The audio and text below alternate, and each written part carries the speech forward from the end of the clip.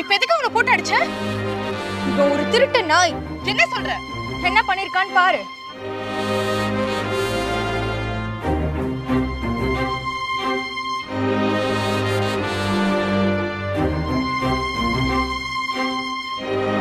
என் வீட்டுக்குள்ள வந்து என் செருப்பை திருடிட்டு போயிருக்கான்.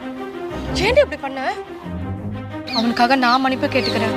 அந்த செருப்பு எவ்வளோன்னு சொல்லு, நானே காசு கொடுத்துட்றேன். உன் பிச்சை காசுலாம் எனக்கு ஒன்றும் தேவையில்ல. இந்த நாய் இனிமே என் வீட்டு பக்கம் வந்துச்சு, போலீஸ்ல சொல்லி உள்ள தள்ளிடுவேன். போய் போய் அவ செருப்பு எதுக்கு எடுத்த? விஜய் என்ன தப்பு பண்ணலாம் எனக்கு தெரியாது.